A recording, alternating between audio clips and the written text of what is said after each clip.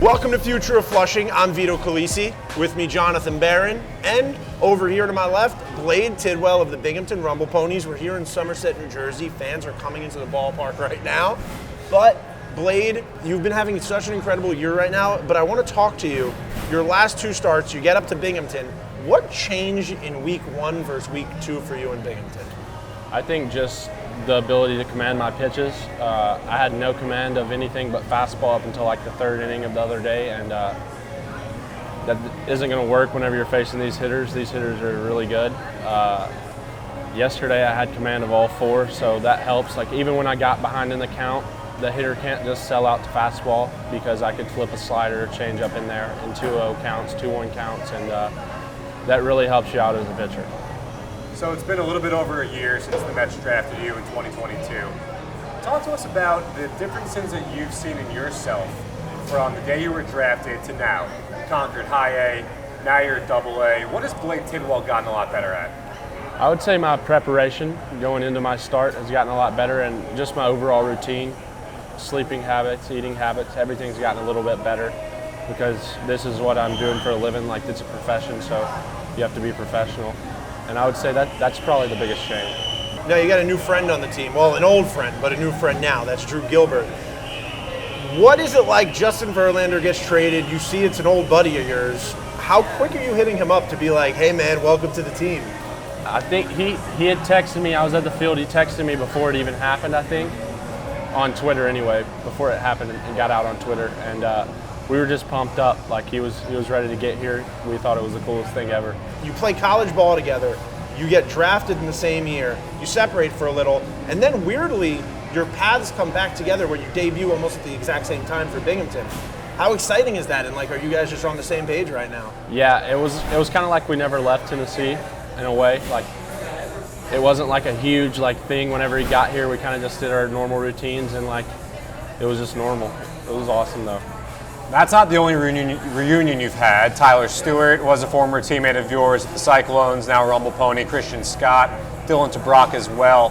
Talk about how much fun it is being a part of this Rumble Pony rotation. Of course, Dom Hamill as well. So many great arms. It's super fun every day. Like just being in the dugout when you don't get to pitch. It's not like boring. It doesn't get like, I don't know what the word is, but like every day is not just going through the motions. Like you're actually excited to go out there and watch the other guys pitch, and you can pick up stuff for your game from them as well as them from your game. Now your promotion came after you were lights out, and May 17th to date, or if you look at your game logs, that's kind of the day that you pinpoint where you just became unhittable. And you're tied for the 3rd most strikeouts. It's August 11th right now. Just gotta stamp that. What has helped you be so successful on the mound? I know you talked about the prep off the field, but what about on the mound? What's helped you get to that point? Just my development throughout the course of the year. I'd say every day having intent in my catch play. When I get on the mound, it helps me to be able to command all my pitches, and it's just the ability to control the count at this level. Like in some of the lower levels in amateur baseball, the count doesn't matter as much. I mean, it still matters, but like at this level, if you're going to pitch in 2-0, 2-1 counts every hitter, then you're not going to have any success.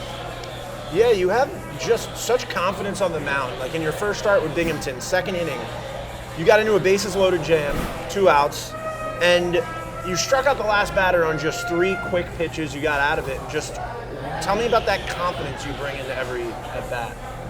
In a weird way, when bases get loaded on me, I feel more confident in a sense, which is weird. I think because my back's against the wall, I have a little more adrenaline, and I think that makes me better. So you think it's fair to say that in that situation, and this is an old baseball debate, is more pressure on the hitter with the base loaded than the pitcher? Is that what you think? I don't look at it from the hitter's view, okay. So I'm not sure. I couldn't answer. All right. Now we were talking about your time at Tennessee right now. How would you compare the gameplay here versus there? I would say this is the biggest jump. The hitters are a lot more mature. I think just everything's a little bit more professional, and the counts, you have to really pitch in pitcher's counts if you want to have success, whereas like if you have overpowering stuff, you can get away with like being 2-1 count and piping a heater in the lower levels, whereas here I did that yesterday and it got taken off the batter's eye. Right now, you guys are playing great ball, the Rumble Ponies are. You're kind of making a playoff push. What are some of your goals for the rest of the season, heading into a really big offseason for you as well? I would just keep doing what I'm doing and progressing how I'm progressing. I think off season, I'm going to cool down for a little bit, and then I'll probably work on just commanding all my pitches a little bit more. My walks have been up this year, and I want them to go back down to where they were. And speaking of your pitches, which of your pitches do you think you've had the most success with in 2023? Like statistically, my changeup, Okay. but that's because I established the fastball.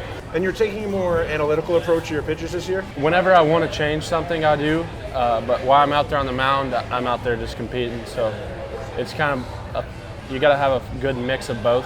I think a lot of guys don't use any analytics, and a lot of guys get way too into analytics and they get all in their head and stuff. So I like a good balance. Now, 29 other teams passed on you in the MLB draft.